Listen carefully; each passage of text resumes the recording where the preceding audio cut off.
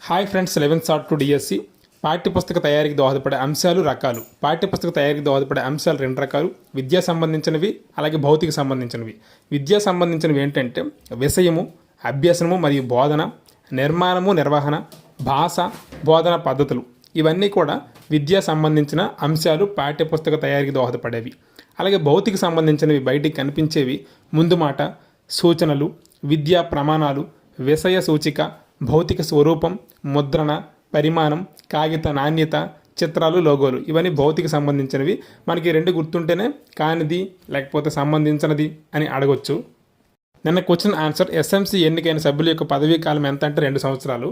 అలాగే ఈరోజు క్వశ్చన్ ఏంటి అంటే జీవ వైవిధ్యం పట్ల సునిశ్చితత్వము, నిత్య జీవితంలో అన్వయము అనే విద్యా ప్రమాణం క్రింది ఏ రంగానికి సంబంధించినది? జ్ఞానాత్మక, మానసిక, చలనాత్మక, భావావేశ, ఏ మరియు సి. ఆన్సర్ కామెంట్ చేయండి. Thank you for watching. Please subscribe our channel.